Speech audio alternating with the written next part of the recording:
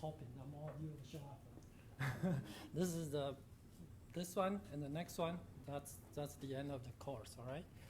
So today's lecture and next lecture will be on viral or antiviral, and I'm going to talk about the antiviral agent for hepatitis B and C in particular. And Dr. Gartenberg will be talking about anti-HIV. All right. So let's see what we have. So first thing I want to say is that this year, 2013 and 2014 is a very busy year for hepatitis C agent. There are many new drugs that show up that are not available last year, and it's a very exciting period of time for hepatitis C drug. Right. So let's see. So I just want to give you a summary of what are the drugs that will be covered in today's lecture. So the first class of drug is the PEG interferon or interferon and the modified interferon called PEG interferon. And this is used for both hepatitis B, HBV, as well as hepatitis C. And there are two types of PEG interferon used here. And they are both PEG interferon alpha, alpha 2A and alpha 2B under a trade name called Pegasys and PEG intron. And the second class of drug is the drugs that are specific for hepatitis B, or they are the nucleotide analog or nucleoside analog.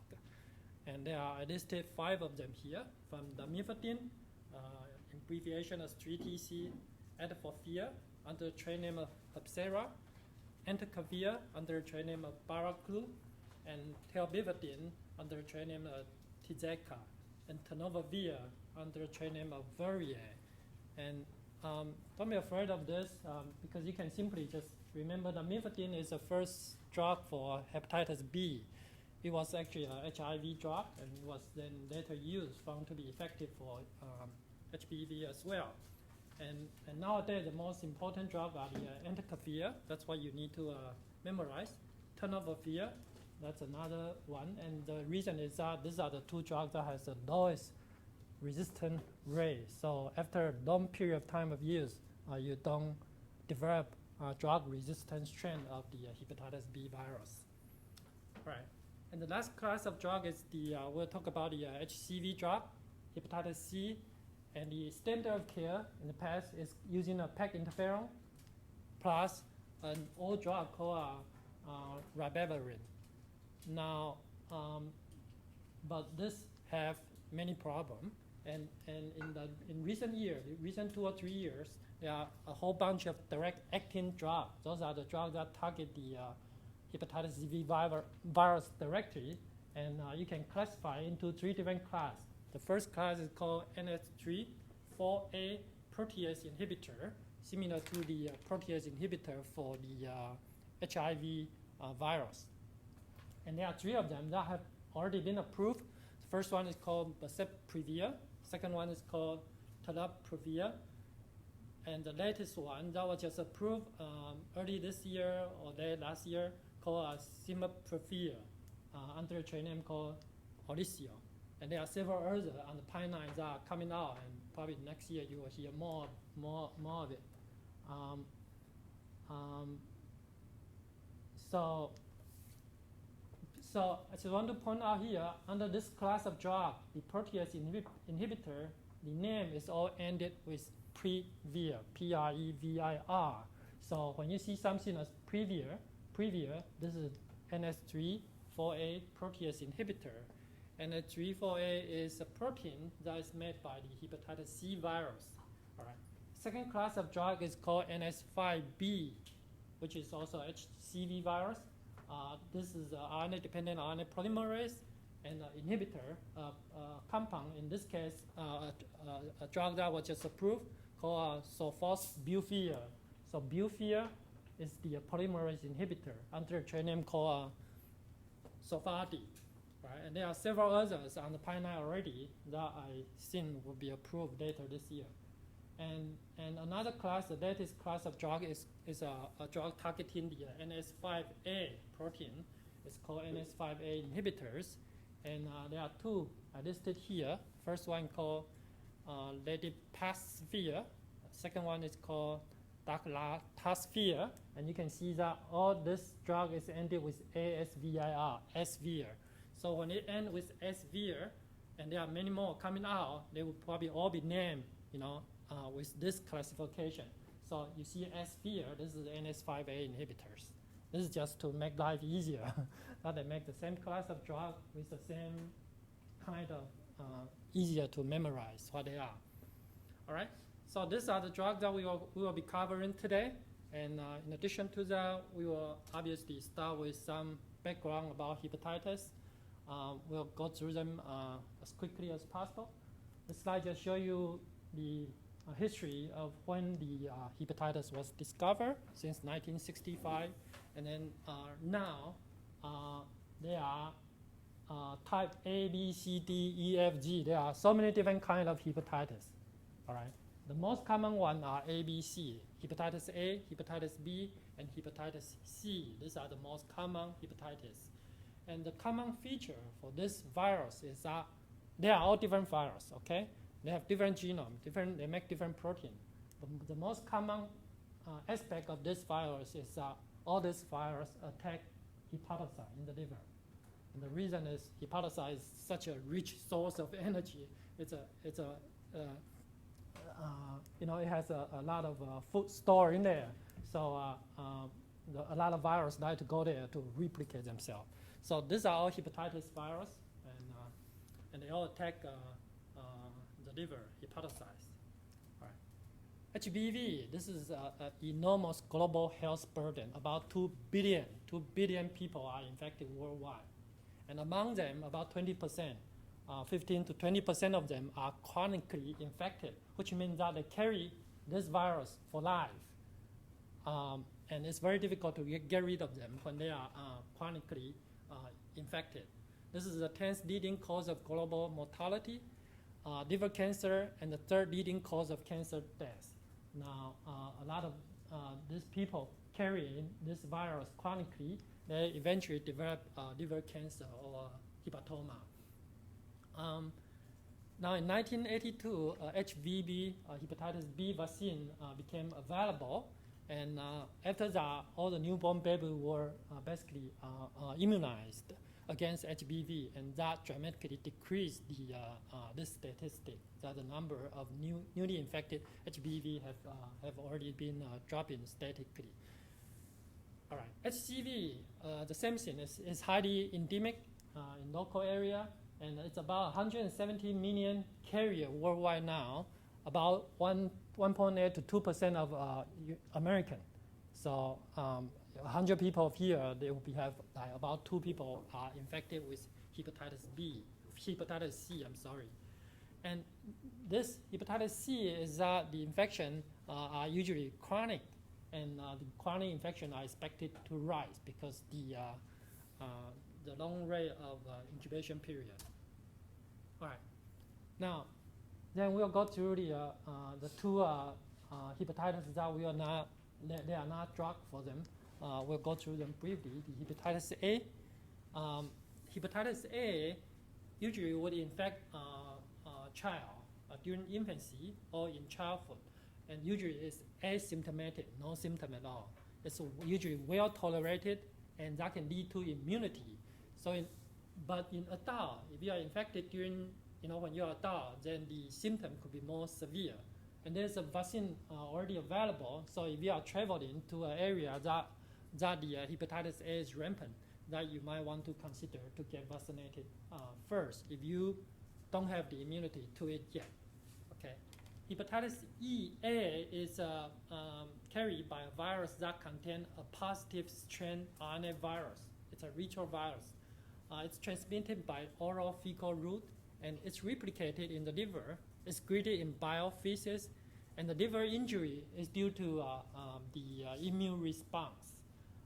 And this is the same thing for all the other hepatitis virus, that the liver injury is because of the immune response, that you're trying to kill those liver cells that contain the virus, and that lead to liver injury. And for hepatitis A, the immunity will confer for life. So if you go to the doctor, they will, before you get a vaccination for hepatitis A, they will check you to see if you have hepatitis A antibody or not. If you have it, then you are protected, all right? And a lot of people that they get hepatitis A infection, especially in Asian area, like myself. I go to the doctor, test my blood, and I'm hepatitis A positive already. So which means I already have antibody against it, and I'm immune to it. I don't have to get another vaccine for it. The clinical presentation is it could be asymptomatic, as I mentioned, and it could range to hepatic failure, muscle pain, fever, fatigue, abdominal discomfort, hepatomegaly, enlarged liver, jaundice, edema, ascites, coma, and elevated AST and ALT. This is the liver enzyme, as well as the prosomine time because of a platelet problem, because the liver generate or make most of the platelet. Now, for hepatitis A, usually there's no chronic infection. Once you are infected, you go through a period of active hepatitis period, and then you recover. And usually there will be no cirrhosis and all risk of hepatitis C, as long as you survive the acute phase of the infection. And usually what that means is that you need to be supported, you need to be treated with supportive care, all right? So that's about hepatitis A. And this is just showing you a cartoon how that is transmitted, and the incubation period usually lasts like 15 to 50 days. And you look at the event in hepatitis A infection, that after infection, the virus start to show up, and then you can detect the HAV virus in stool, and then your liver enzymes start to go up after that, and this is clinical illness period, and then you will recover, all right? And the antibody, the first antibody come in, the IgM, against hepatitis A, that will come in first. That's during the acute infection, and then it will gradually replaced by IgG. So at the end, after you recover, you will still contain the IgG, but your virus could have already been cleared, and if you don't have a severe liver injury, then you will recover without problem. All right, hepatitis E virus. This is mostly in hot climate area like in India, Asia, Mexico, Africa, Middle East, and they mostly affect 15 to 40 years old adult, not the child. Hepatitis A, remember, usually affect the child during the childhood. Hepatitis E, there's one thing that is important to know is that the mortality rate are usually low, except in pregnant women. So if you are pregnant, you go to an area that's hepatitis E rampant, you want to be careful. The mortality rate can go up to 15 to 25%. And this virus has a positive strand RNA. It's transmitted by oral fecal route, and it's replicated in the liver, it's excreted in biofeces like hepatitis A. And the clinical presentation is similar to hepatitis A, that similar to any acute hepatitis, usually asymptomatic to hepatic failure, and it's usually self-limited and no chronic infection. It's like HIV. And prevention, obviously, water treatment, personal hygiene, sanitary, food, and vaccine. There's also a vaccine available now for hepatitis E. All right, then we'll talk about hepatitis B, and then together with D, because hepatitis D only infect people who are infected with hepatitis B. All right, so B and D go together. So these are widely prevalent throughout the world. HBV vaccine is available now. The HBV is the only DNA virus. It contains a partially double-stranded DNA. All the other hepatitis B are RNA virus. And because of that, the HBV to replicate its genome, it uses a reverse transcriptase. A reverse transcriptase means that it uses the DNA as a template to make RNA. All right? No, it uses DNA to make RNA as a transcription, and then you use RNA to make a DNA template. So it requires a reverse transcriptase, RNA making DNA. I'm sorry, that's a basic molecular biology. You all know that, right? RNA making DNA, that's a reverse transcriptase. Now, HDV or delta agent, this is in fact only a HBV patient because it relies on HBV genome for replication. And if you are co-infected with HDV and you have HBV, it would actually increase the severity of HBV disease. So, so if you are already a hepatitis B carrier, you want to be careful not to be infected with hepatitis D. And the transmission is usually vertical or horizontal transmission. Again, it's replicated only in the liver. The replication can exceed like 10 to the 11 virion per day. It's very, very rapid. It lacks proofreading ability. It doesn't proofread its own genome, and it results in a very high mutation rate. So the HBV has genotype from A to G. This genotype is different from what I mentioned, the hepatitis A, B, C, D, E, F, G, all right? This is hepatitis B genotype. In hepatitis B, you can divide it into different subtypes. The genotype A, B, C, D, E, F, G. The A is not as bad. The B is okay. The C is not very good. The D is worse. So, and it depends on the area. That has different genotype. All right, and the genotype sometimes would also guide your treatment as well, and also would predict the outcome of the infection. The clinical presentation, you can divide them into acute phase, like HAV. It could be asymptomatic to hepatic failure. It's age-related, and the IgM against HB core antigen are usually positive during acute infection. For chronic infection, is that you can detect the surface antigen for longer than 6 months. Then you are going to the chronic infection stage. And for the chronic infected people, usually they come from perinatal infection, from vertical transmission. 90% of them are infected during the birth process. All right. All right. Now we go through the take a look of the HBV hepatitis B life cycle here. You have the virus called DAM particle that can bind to a hepatocyte cell surface receptor, and then it enters into the cells. It goes through an uncoating process. It removes the cloth outside, and then exposes the genome.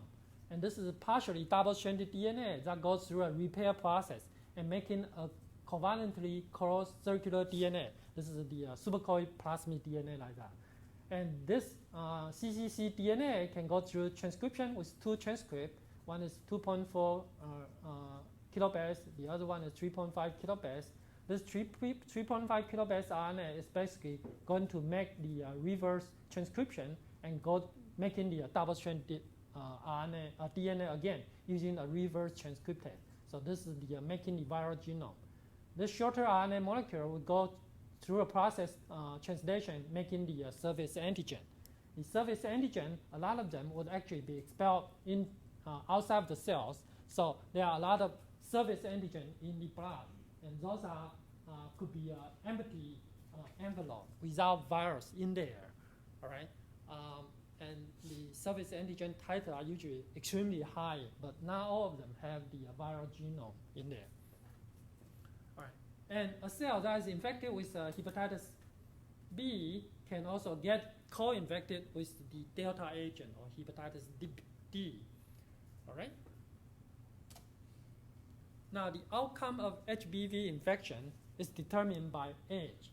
So, if you are infected during birth, then almost 90% of chance that you will carry the virus for the rest of your life, becoming chronically infected. The reason is that the newborn baby, the immune system wasn't well developed, and so it's not trying to get rid of those viruses. And those viruses would eventually adapt, or the child will eventually adapt to the presence of the virus, and then stay there for the rest of their life. And usually there will be no symptom if you are infected during the infancy. So a lot of kids, they are not aware that they are infected. All right. But this chronic infection outcome will decrease when the child grows older. So at 1 to 4 years old to older children, that the chance of their fighting off the virus infection will be dramatically increased. And therefore, the chance of getting still chronically infected will be lower, like lower to 10, 20% after like 5, 10 years. All right. But at the same time, the symptomatic infection will increase because when you are fighting off those viruses, you are actually killing your own liver cells, and that causes the symptom. So if you are not infected now and you are not vaccinated with hepatitis virus vaccine, then if you get infected now, then the chance of you becoming chronically infected is pretty low. But the problem is that you will have an acute reaction. It could even lead to a hepatic failure. All right. So it's really recommended that you get vaccinated even when you are in adult stage. And this is the clinical stage of chronic hepatitis B. That the first, usually at the beginning, the hepatitis B E antigen, that's one of the core antigen. E antigen is responsible for viral replication. When this is positive, it means that the virus is replicating itself heavily. So the HBV DNA titer will be very high, all right? And this will be gradually decrease and becoming E negative. And then you will develop anti-HBe antigen antibody. So the E antibody will becoming positive, and the virus load would be low. Right? The ALT, the liver enzyme marker for hepatitis, for liver inflammation, will goes up during this active stage. So this is called immune tolerant stage. There will be no symptoms during this stage. And then when your immune system try to fight off the virus, that becoming an immune clearance or immune active stage. Then during this stage, actually the DNA level could go up and down, as well as the ALT level could go up and down. And it can repeat several times, or actually throughout decade. And during this process is when the liver gets injured, all right? And when it gets injured, it becoming like fibrotic, eventually go into a cirrhotic stage. And then it goes into an inactive carrier stage. If you are lucky, then everything is normal, that the virus is low, the liver enzyme is normal, the E antibody is there, and the virus is not replicating itself much, and everything is fine, and then you can stay as an inactive carrier state for a long period of time. But the virus is still in the body, it's not getting clear, and they can come back at any time after that. So there will be a reactivation stage. So if the patient is like under chemotherapy, immunosuppressed, or for whatever reason you get in, like work too hard or whatever, you can get reactivated, and the virus could becoming active again. And not only that, the virus could mutate into a different virus, and that could make things even worse. All right, and this is just show you more detail of the mother to child transmission. Vertical transmission usually go into an immunotolerant phase. The person-to-person transmission usually go directly into an immune-active or clearance phase. And then during the, from immunotolerant, it can go into an immunoactive phase. That can go into an inactive carrier phase. The inactive carrier phase eventually can lead to a clearance of the surface antigen. That is the clearance of the virus. This is rare, but it occurs maybe 1%. It's not common. Most of the people will carry it for the rest of their life, but a few, lucky person will get this antigen cleared. But it's during this process that this can go back and forth. It could go reactivated, and this process will lead to hepatitis, the inflammation of the liver cells, the fibrosis, and then eventually cirrhosis. And if you are lucky or unlucky, then those liver cells becoming malignant, becoming tumor, and you develop hepatocellular carcinoma, and that would be very serious.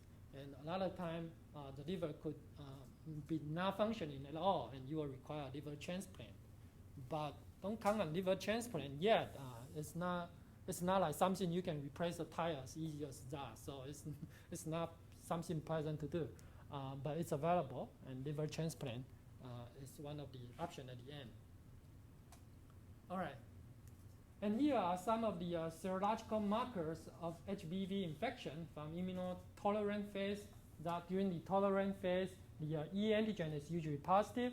You will have high virus load. Your ALT will be normal. And during the active phase, immune active phase, the E antigen will be positive or negative.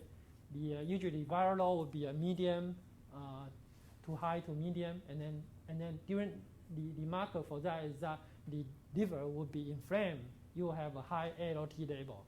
And in active carrier phase, usually the E antigen is low, and the virus load is very low as well. And then the liver enzyme is normal. So, but you still have the virus there in your hepatocyte because some of the virus is actually integrated into the cell's genome, and this could be an inactive carrier phase.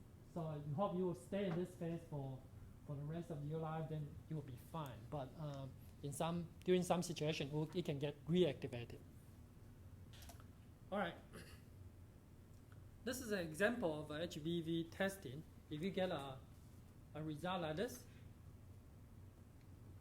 like surface antigen positive, total antibody, anti-HB core antibody is positive, IgM plus IgG is positive, and then the IgM is negative, the surface antigen is negative, but the E antigen is positive, and E antibody is negative. And then you have the viral load of like this is very high, okay, 10 million. And then the liver function measured by AST and ALT are normal. Then you tell me which phase of this infection is.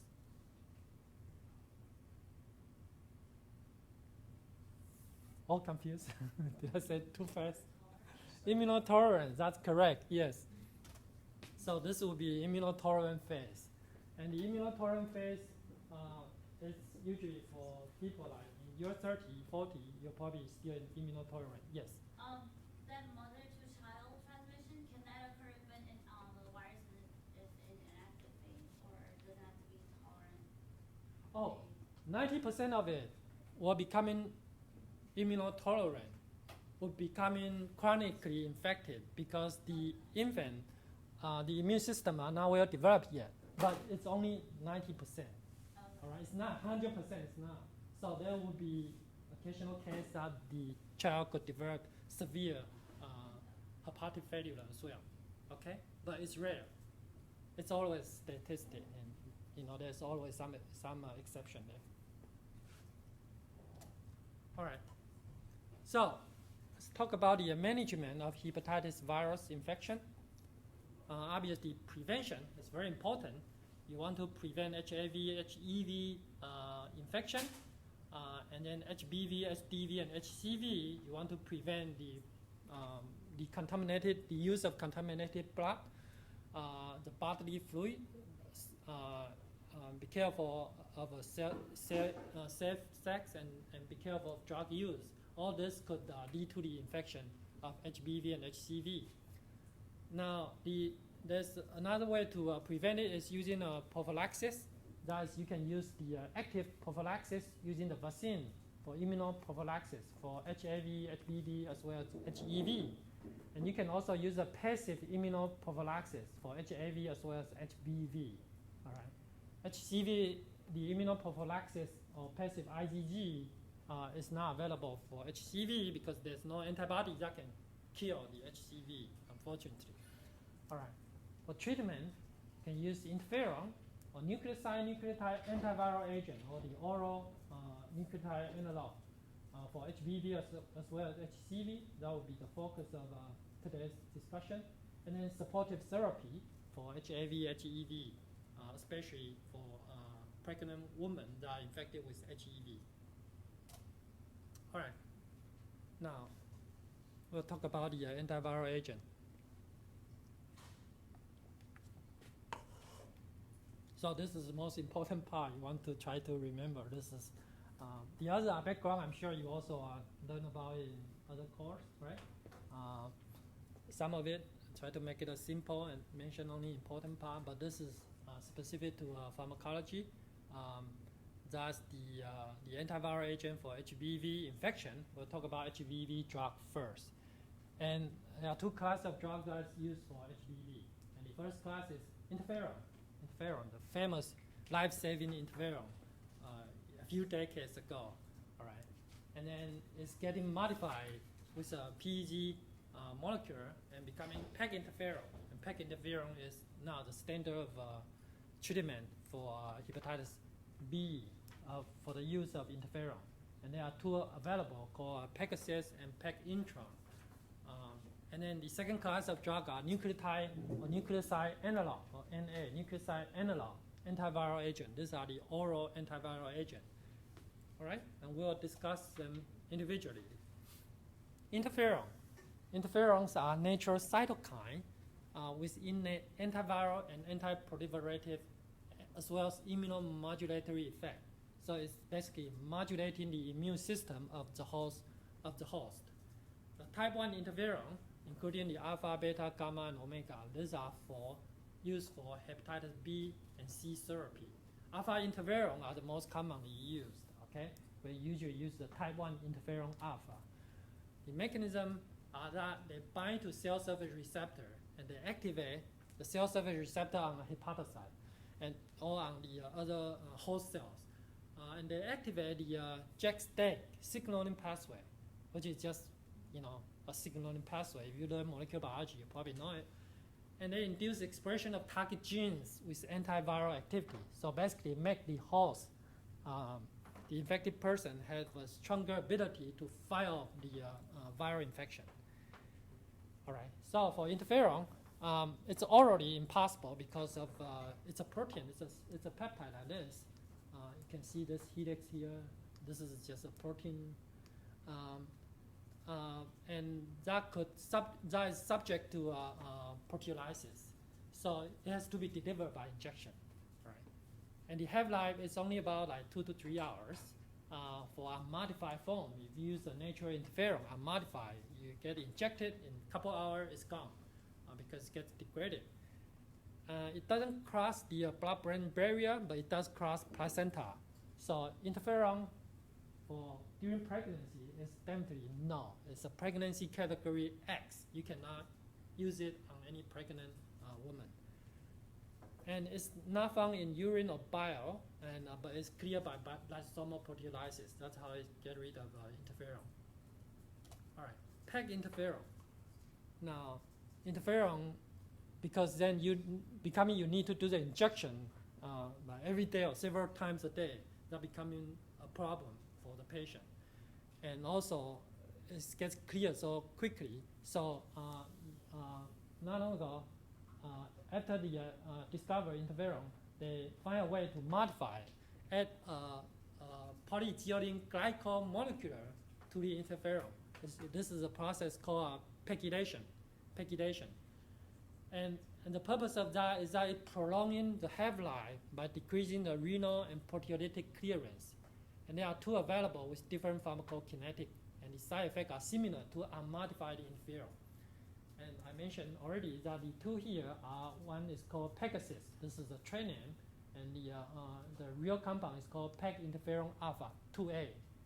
And the second one is PEG intron. It's PEG interferon alpha 2B, right? And the difference is that they have the modification, the pegylation are different. The Pegasus is a branch pegylation. It's a 40 kilodalton protein, and it's covalently modified. It has a very restricted small volume of distribution. It has a longer half-life, about 50 hours, and it's given only once weekly injection, independent of body weight. So you just inject once every week for Pegasus. For PEG intron, it's a linear modification for the polyethylene, for the PEG molecule, and it's smaller, about 12 kilodalton. It's covalent but unstable bond, and it's subject to proteolysis, releasing native interferon 2B. The half-life is shorter, and it requires body weight-based dosing, and you require a more frequent injection, I guess. So you can see that Pegasus would be a preferred one, but PEG intron is available. All right. And both have similar sustained virological response rate. The PEG interferon is also used for HCV as well. And for when I say the sustained virological response, that's the term used for describing the treatment for hepatitis C. And the rate, both of them have a similar rate, about 30 to 65% here. But some studies show a better result with Pegasus. So usually, unless it's indicated, usually you will get the Pegasus when the doctor wants you to use the PEG interferon. All right, and you can see from this efficacy study that for HBV with hepatitis B infection with E antigen positive, you can see the response rate for natural interferon is only about 12%. All right, but if you modify it with PEG molecular, you can double that and becoming 25 to 27%. But still low, right? All right, and the problem with another biggest problem with interferon is that they have very serious side effects. So you can see this person is taking interferon here, and he's suffering from depression here. And this is the later, more persistent side effect. There's also acute transient side effect. And most of the people who are injected with interferon would have the flu-like symptom, muscle pain, neurology pain, fever, headache, and they are fatigued. They don't have energy, and this could last for a longer period of time, even after they finish the treatment with interferon. And they could lose weight, lose appetite, and they could have a neuropsychiatric side effect, depression, and also myelosuppression, thrombocytopenia, leukopenia, and they also reduce the level of the cytochrome P450 and affect the level of other drug as well.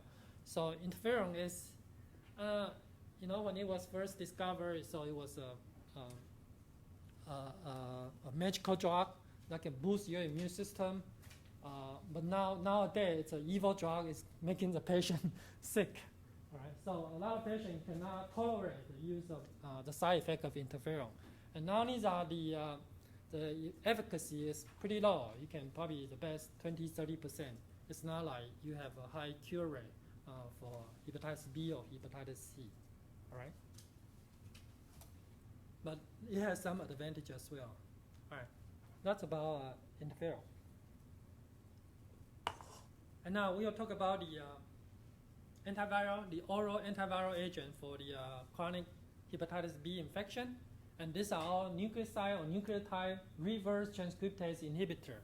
It directly inhibits the enzyme that's making the genome of the hepatitis B virus. All right, and these are list of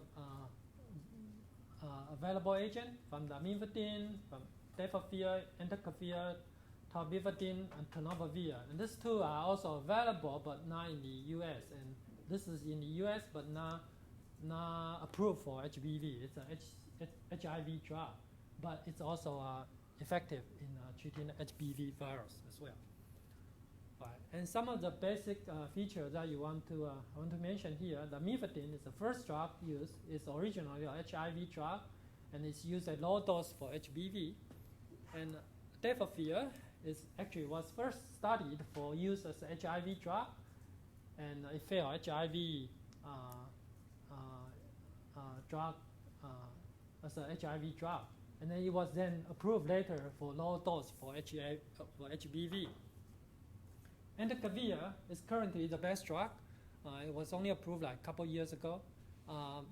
Tobevibudine, the good thing about it is a pregnancy category B drug, so it can be used during pregnancy. Tenofovir is also a pregnancy category B drug. So nowadays, you're probably not using tobevibudine, but instead you'll be using tenofovir. It's also currently the best drug. So pay more attention to tenofovir and entecavir. All right, so go through them, each of them individually. You don't have to know all the detail here. You definitely don't need to know the chemical structure, but just for your information, what they look like. This is lamivudine. It's a cytosine nucleoside analog. All right, it's the first NRTI, nucleoside reverse transcriptase inhibitor for HBV. Its action as a L nucleoside inhibits the HBV DNA synthesis by disrupting the DNA chain formation.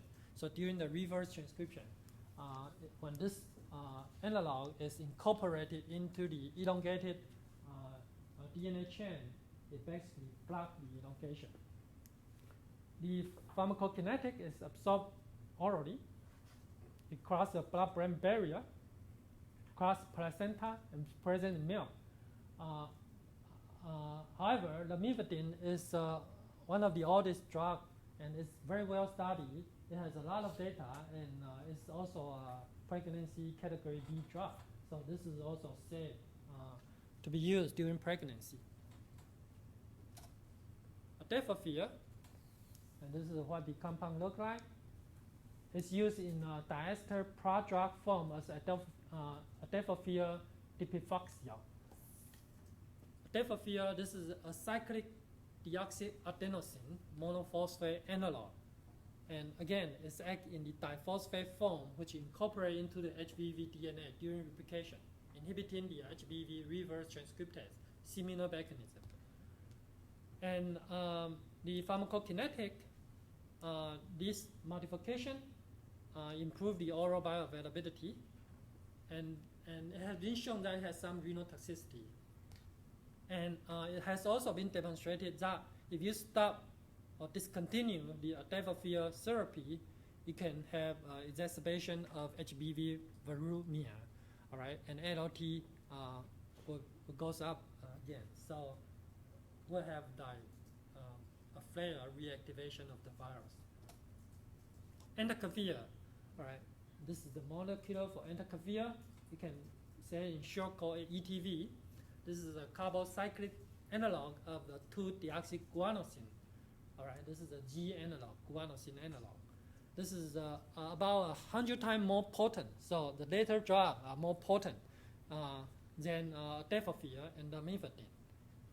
And when it's more potent, then you can use it at a much lower dose. And it inhibits viral replication by inhibiting the priming reverse transcription and DNA elongation. It's orally active. It's absorbed. The absorption would decrease with food. So usually this drug would have to be taken with an empty stomach, like 2 hours before meal and 2 hours after meal, all right? And it's widely distributed in the body. The terminal half-life is pretty long, about 128 to 148 hours, but it's taken once daily. The side effect profile are pretty good. Usually maybe a headache once in a while, but there's basically very little side effect for this drug. Tervivudine, or in short as TVD, this is deoxythymidine analog.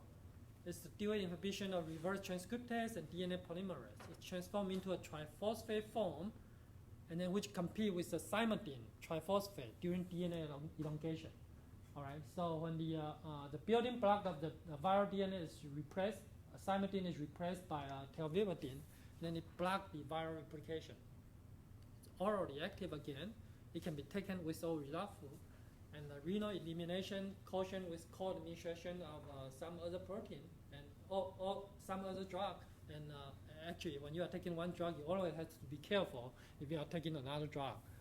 Don't overdose and be careful of drug-drug interaction. It's always a good idea to tell your doctor what drug you are already taking before you take another drug. And but usually it's well tolerated. All right, the last drug is called tenofovir. Okay, in short you can call it TDF for it's in because it's delivered in a prodrug form called tenofovir disoproxil fumarate or TDF. This is a cyclic adenine nucleotide analog. Okay, this first for it was first investigated for HIV infection and for patients co-infected with HIV and HBV. And in 2008, this is one of the latest drugs approved for chronic hepatitis B. And there's other drug like called Truvada, which is a drug used in HIV. It contains two different components, one different ingredient, tenofovir plus emtricitabine. Okay, and a tripla, this contains 3 different drugs in there. And they all block the reverse transcriptase. They are already active, and tenofovir you can take it with food or without food. It doesn't matter. Entecavir you have to take it with an empty stomach. The side effect for tenofovir is GI side effect, nausea, vomiting, diarrhea, abdominal pain, but usually is you can tolerate it without problem.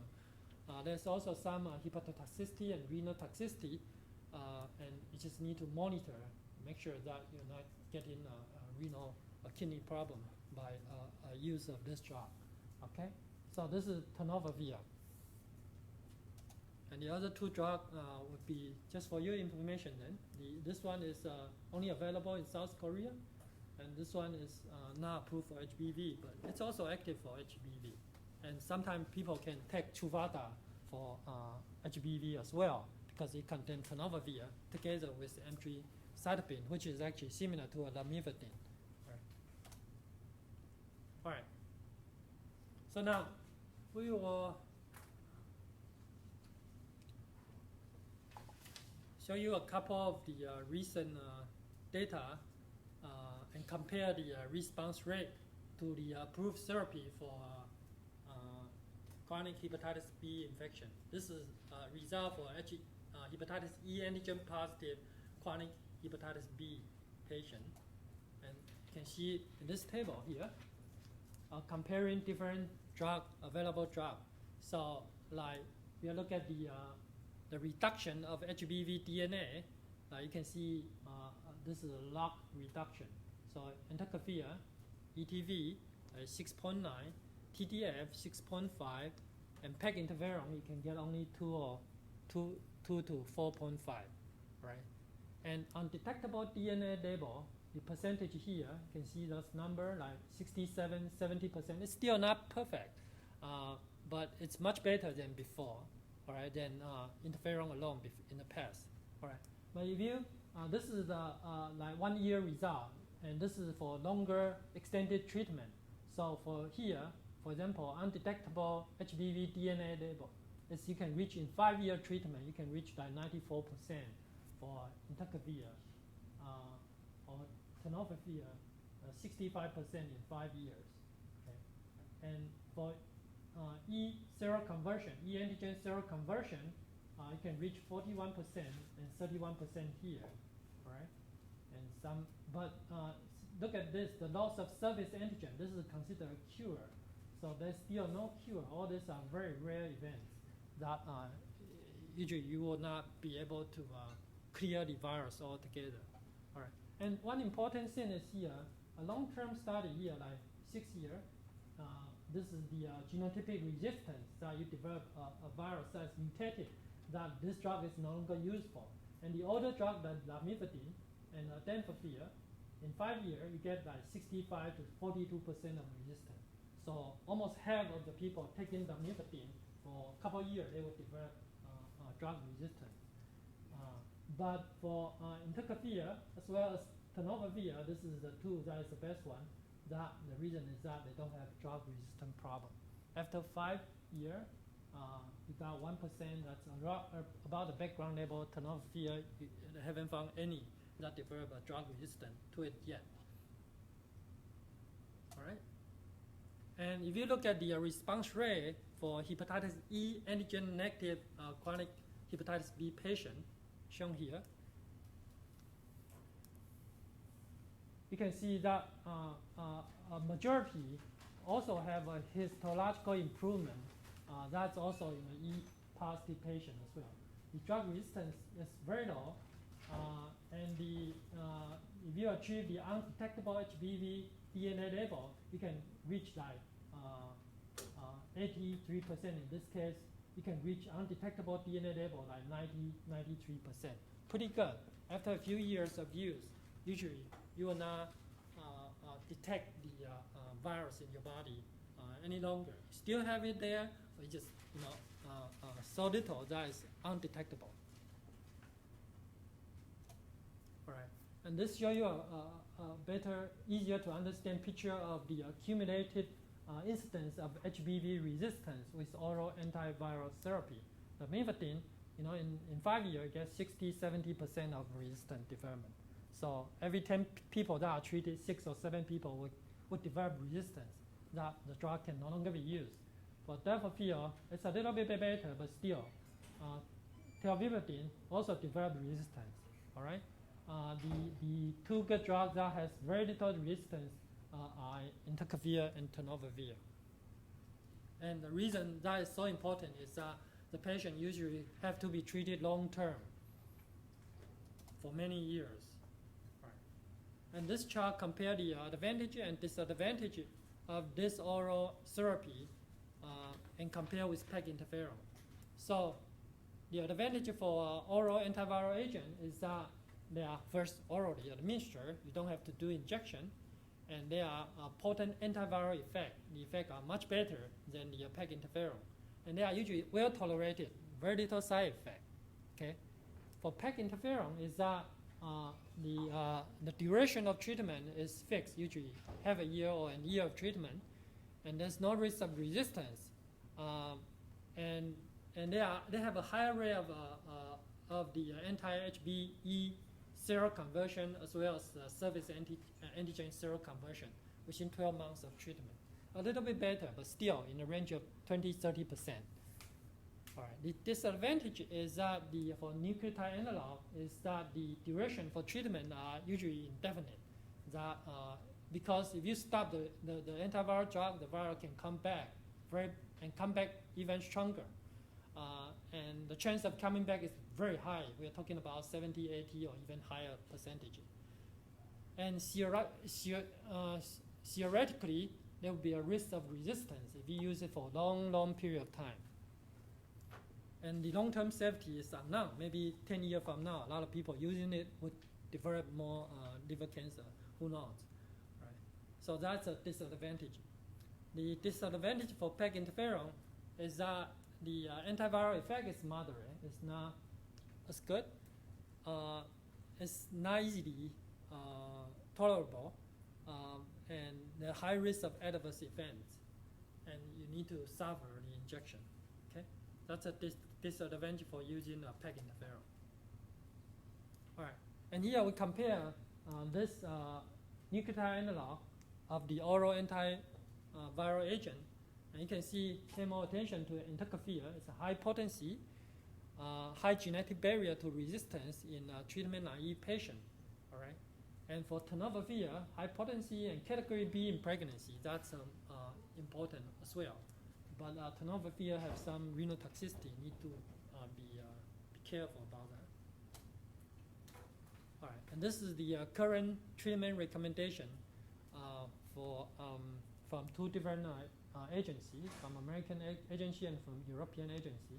That the first line agent you will be using ETV, entecavir, tenofovir, or you want to try the PEG interferon because it has a little bit higher chance of getting seroconversion. And then the second line agent, and then the other recommendation there for your reference. Okay? That's hepatitis B drug. Any question? So basically, if you are acutely infected, you don't need to worry about it. Just make sure you're healthy. If you are chronically infected, then you want to get rid of it. You don't want to have a chance of after another decade when you are 40, 50 years old, and then you eventually develop fibrosis, cirrhosis, and then liver cancer. Then you want to consider the treatment. And the current available treatment is PEG interferon, or the entecavir, or tenofovir. Basically, that's it. If you are pregnant, then you want to consider to use tenofovir instead of entecavir. All right. Now, let's talk about the HCV drug. This is the more exciting in drug discovery theory in this 2 years. Okay. So HCV virus. The global prevalence is about 2%, mostly in Asia, Africa, and in some areas like in Egypt, 22% of people there are infected with HCV. It's very bad. In America, you have about 3 to 5 million people are infected in 2013, and this is due to a prolonged latency. So the chronic HCV infection are expected to rise. Actually, it's a positive strand RNA virus. And they have different genotypes, genotype 1, 2, 3, 4, 5, 6. And genotype 1 is the most common genotype in America. About 75% of infected Americans have genotype 1. All right. It's transmitted basically by blood, and sometimes by sexual as well as vertical transmission. But unlike HBV, which can almost transmit to a child if the mother is a carrier, and if the newborn was not like getting a vaccine, getting a passive immunoprophylaxis, the HBIgG, then the chance of getting infected is very high. It's very high. We're talking about 90% chance of getting infected if the newborn child is not protected. All right. But unlike HBV, HCV for vertical transmission rate is pretty low. It's pretty low, only about 4%. You don't need to do anything. It's a higher risk, but compared to HBV, it's pretty low. And there's no vaccine available anyway, and there's no immunoprophylaxis available for HCV anyway. So the only way to do that would be to treat the mother, okay, to prevent or to reduce the rate of vertical transmission. The clinical presentation can be divided into acute infection as well as chronic infection. And for acute infection, it's usually subclinical, no symptom, but some may have classical hepatitis symptoms like nausea, vomiting, some pain or fatigue, and mostly are self-limited. For chronic infection, it's mostly mild or no symptom. The reason is that the liver doesn't have any nerve in there. You don't feel it. And also the liver is such a large organ that they can get compensated easily. So if only a portion of the liver is functioning well, you don't feel anything at all. You feel just fine. So the symptom is usually mild. But eventually, after a long period of time, it can start to develop, get damaged, and get into a fibrotic or cirrhosis, or you can develop liver cancer, and that's the biggest concern, the biggest problem here for HBV and HCV. The incidence of HCV infection has been decreasing in recent years because of the testing for blood donor and the anti-HCV test, and also and the reduction in drug use that caused a decline, a gradual decline of the new case of HCV infection.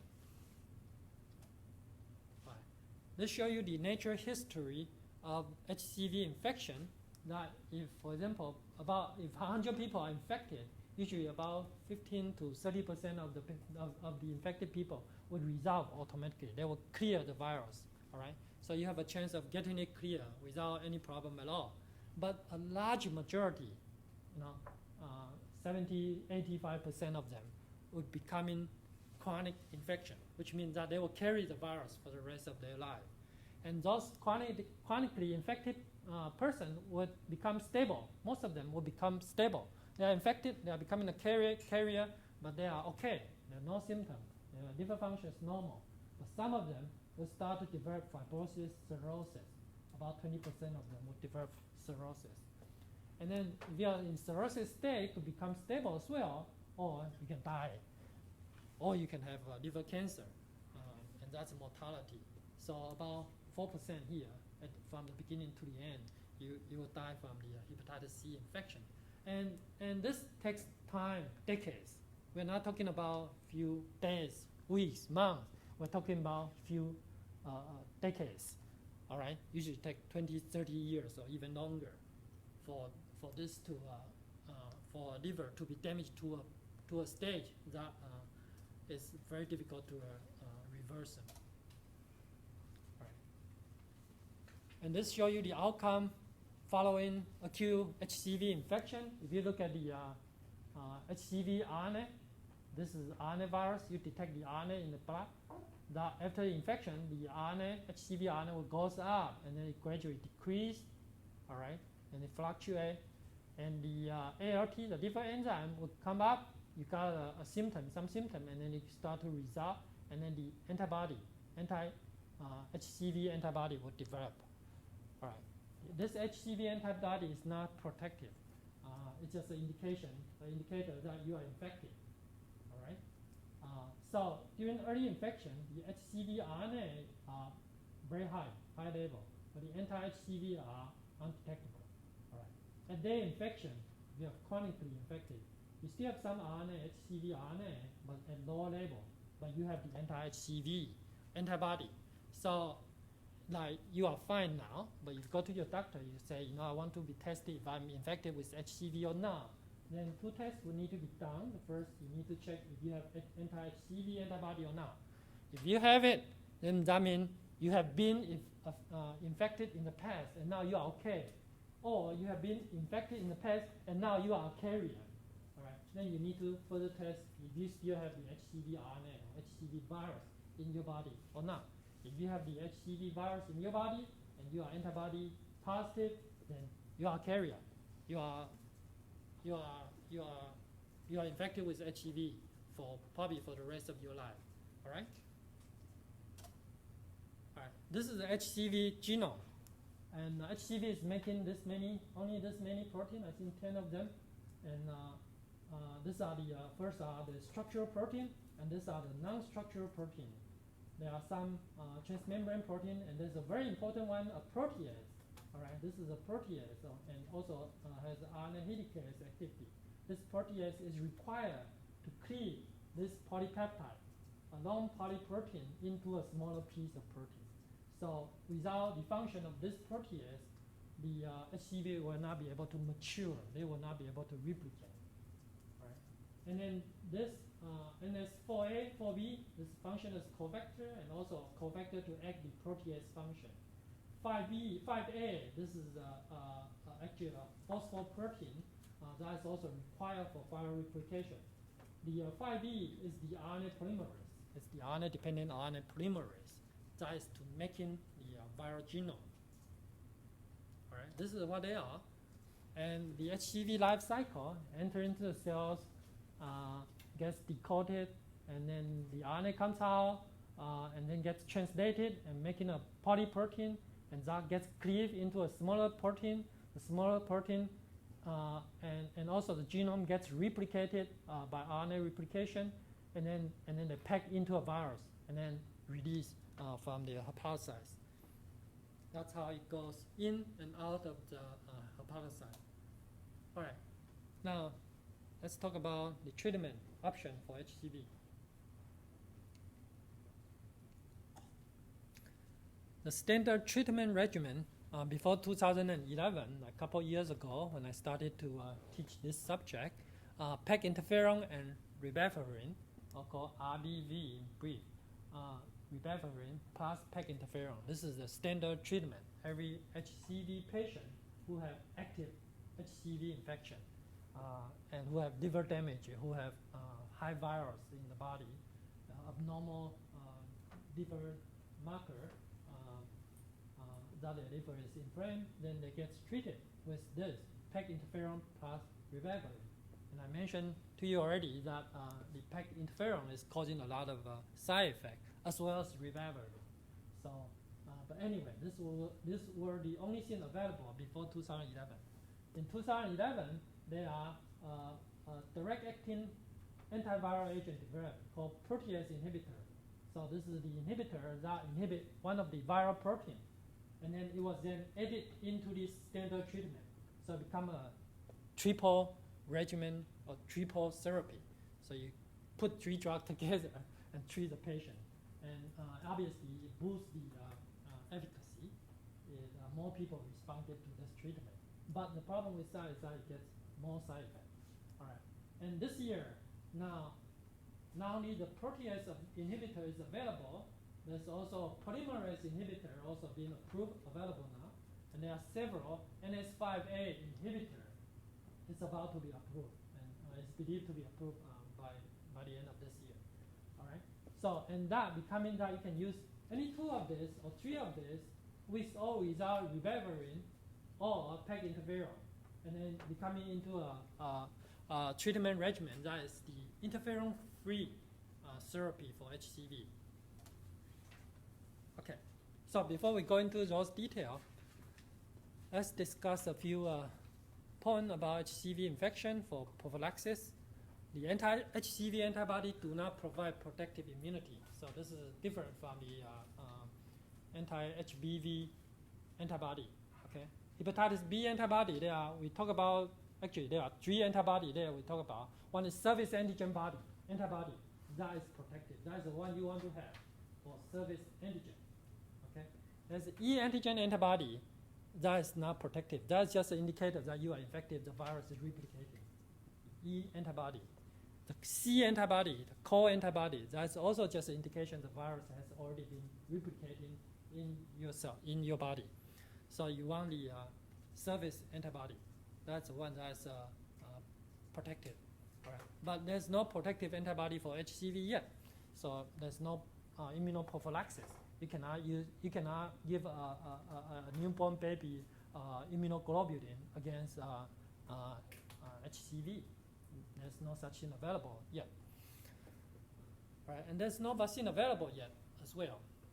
And there's experimental monoclonal antibody against the E2 envelope protein, and it's still in development. It's not.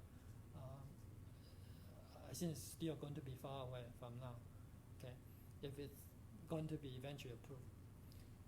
Right, and but one point, what happened? Oh, press the wrong button. I didn't know I could black the screen. All right, in acute exposure to HCV, 15% of those individuals exposed would resolve spontaneously. So prophylactic treatment of exposed individual is usually not recommended. You can wait for a few months, like 12 weeks, and followed by early detection of seroconversion or prompt interferon-based treatment by at least 24 weeks. And in this case, it's been shown to be the effective and the best strategy there. You get infected, you get a needle stick from blood from some contaminated person, then usually you will do nothing. And it's unlike HIV infection that you will get all the drug there right away. But for now, you'll wait, and in some cases, in some instances, you'll clear it yourself. But if you eventually becoming chronically infected, then the doctor would start to recommend treatment. All right, this is the standard regimen for HCV therapy before 2011, and you can see the here that in 2011 you will use PEG interferon alpha 2A. This is Pegasys plus Ribavirin. All right, and this is how it's used, and you can get the best response rate, about 50%, 46% for G1 phenotype for sustained viral response, and for G2 and G3 you have a better response rate here. Okay, so that was before 2011, and if you use just interferon, then the rate is pretty low, not as good. Interferon plus Ribavirin, not very good. So the standard care would be you combine PEG interferon with Ribavirin. All right, so we talked about PEG interferon already. Now, what is Ribavirin or RBV? So this is the old drug that's available since 1972. It's a guanosine analog. It's a nucleoside guanosine analog. It's used as an antiviral agent since long time ago. The mechanism is still not entirely cleared, and the possible effect is that direct inhibition of HCV replication. That's one hypothesis, and it can inhibit the enzyme there and promote the viral mutation. And it is also proposed to have some immunomodulation and activity, and has some synergy with interferon. So if you combine this Ribavirin with interferon, then you see a synergy effect. So, and this is some of the hypotheses here. The high replication rate, lack of RNA polymerase proofreading ability. The HCV is known to exist in its host as a great deal of genetic heterogeneity. All right, referred to as a HCV quasi-species.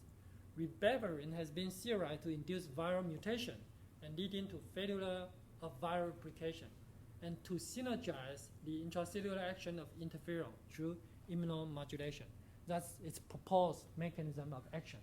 But in clinical practice, it's found to be working well together with interferon to clear HCV. Now, this is an oral drug, and just want to mention here the common side effect for it is that ribavirin can cause hemolytic anemia. So one of the major side effects is anemia, and that causes a decrease in hemoglobin.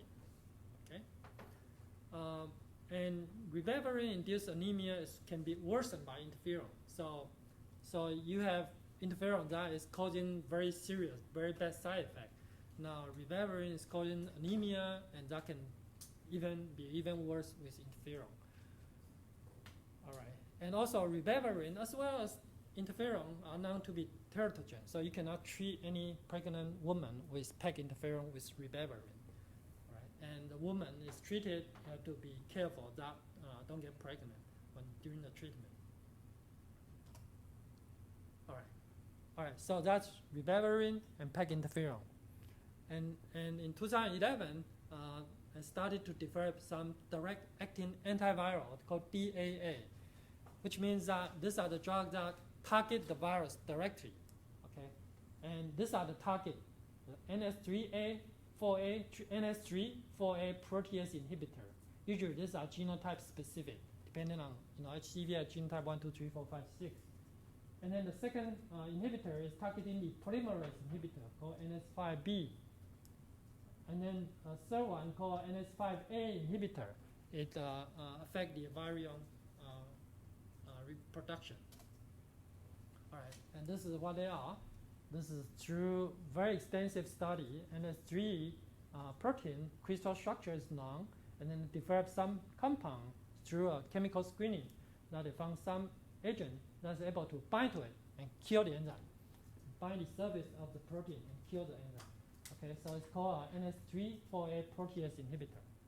And then NS5A inhibitor, same thing. This is NS5A protein, three-dimensional structure of the protein, crystal structure is all solved already. The polymerase, the NS5B from NS5B genes, making this polymerase, and then there's an inhibitor that can bind to it.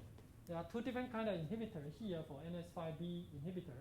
One is this is the polymerase, so it can be a nucleoside or nucleotide analog, okay, similar to HBV oral antiviral agent, or a non-nucleotide or nucleoside analog that can bind to the surface of the protein and inactivate the polymerase.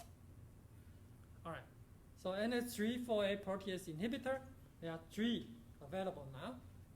The first one is called boceprevir, under trade name Victrelis, and telaprevir, and the trade name here just for your information, and cimeprevir, or the trade name most people would know this one now, called Odyssea.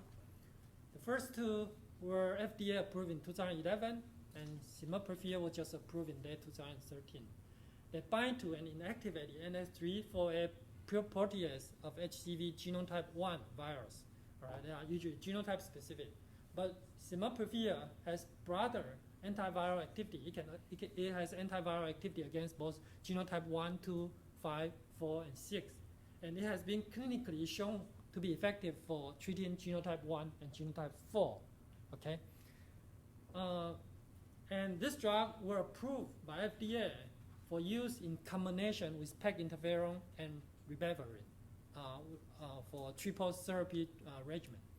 And they increased the G1 SVR rate from 40 to 60, 78%, 80%, like double it, in this non-black cohort, and from 23 to 42 or 53% in the black cohort trial.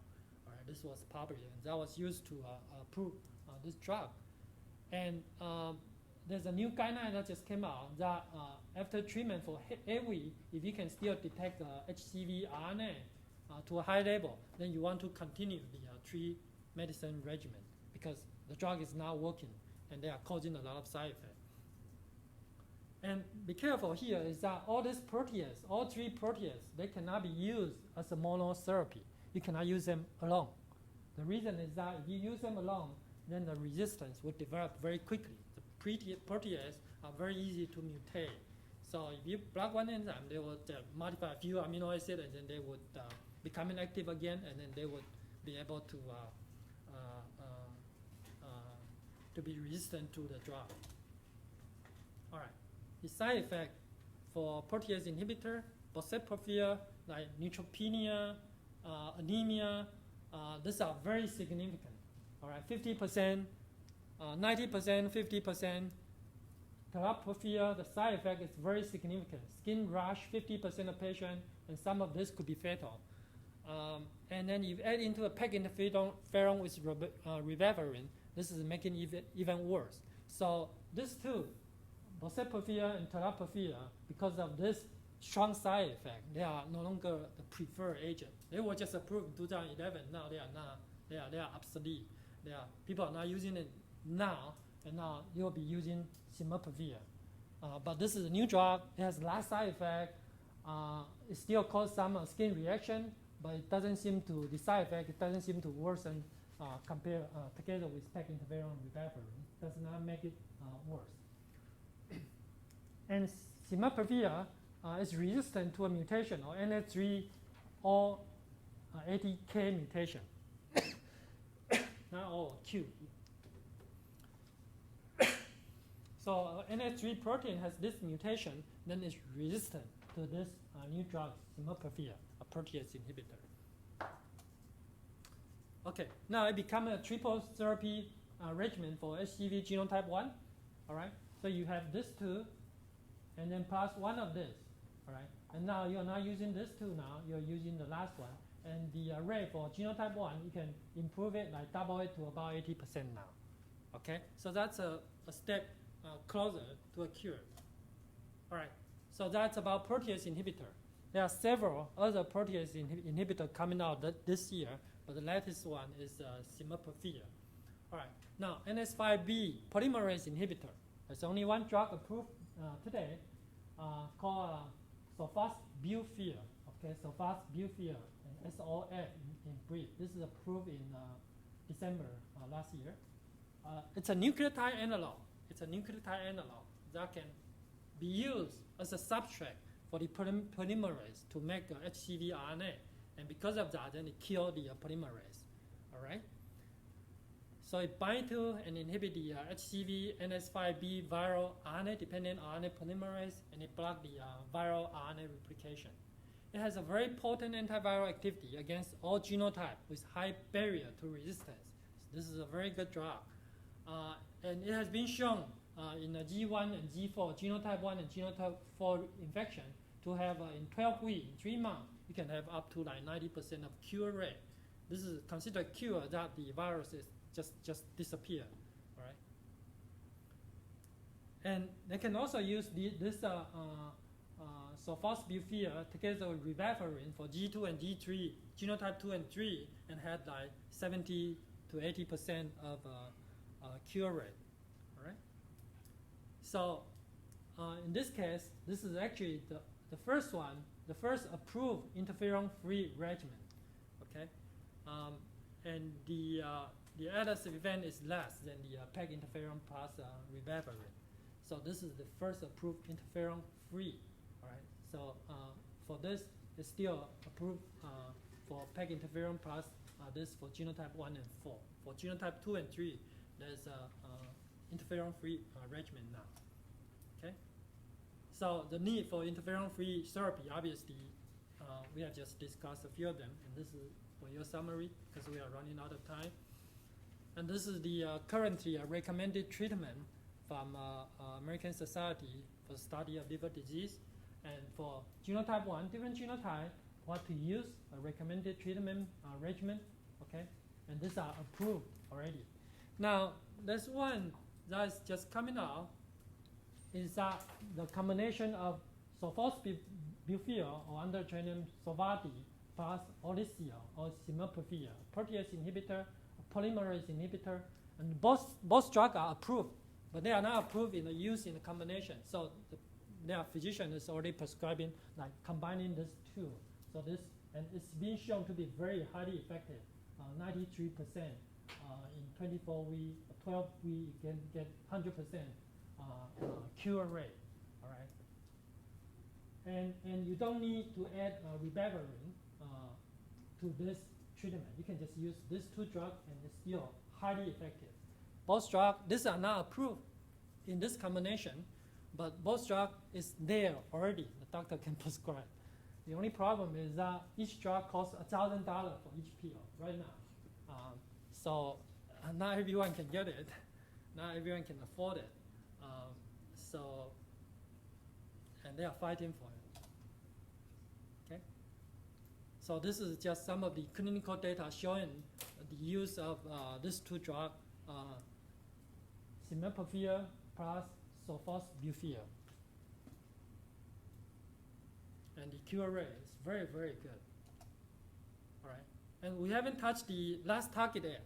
It's the NS5A target. And this is the NS5A protein. Okay?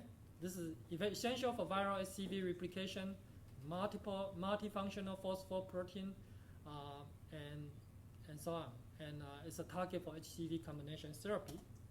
All right. And there's already an application for use of combination of this combination.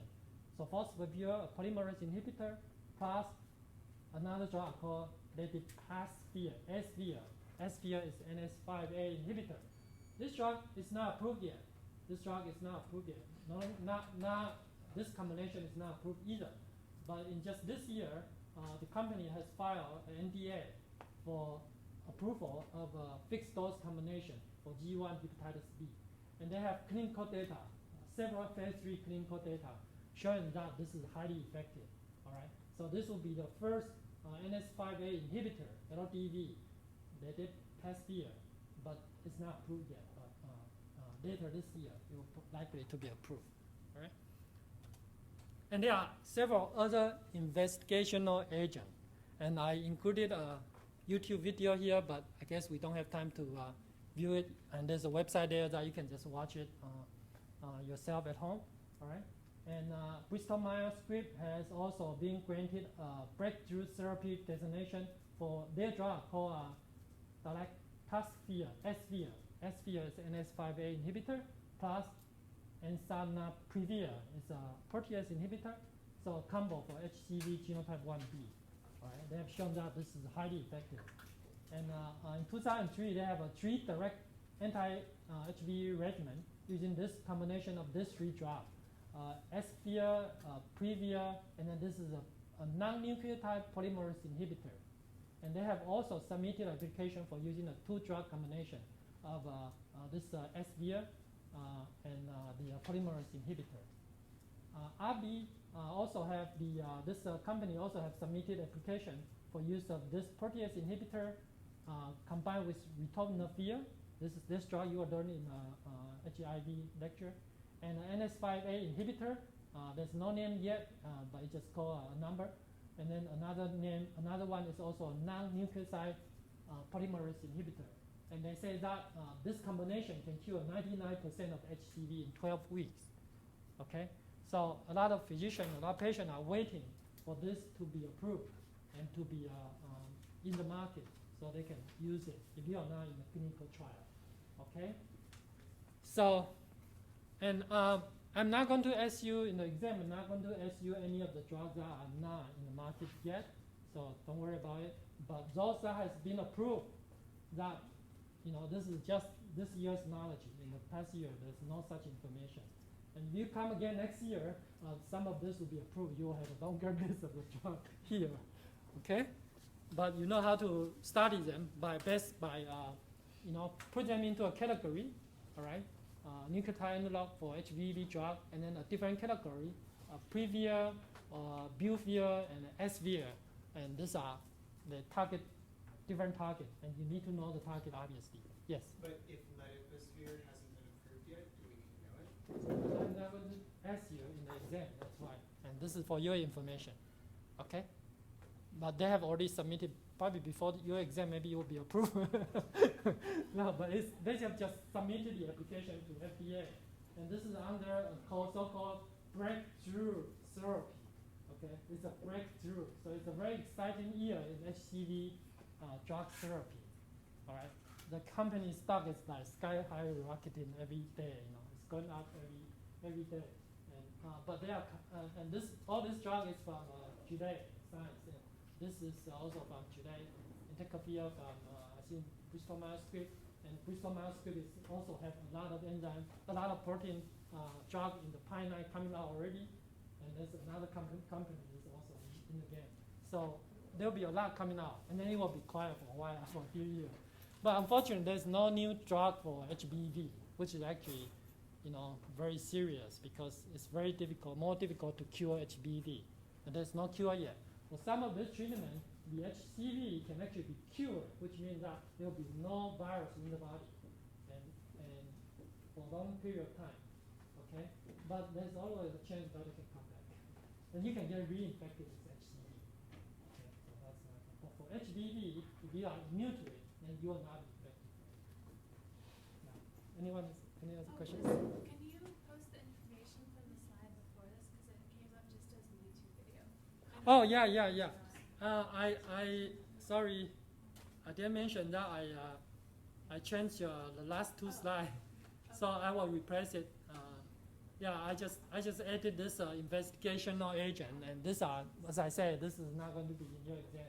So just for your information, that if you come back next year, or if you go to medical school, this will be in your lecture next year, most likely. Okay, but I will replace it with something. All right, great. Okay.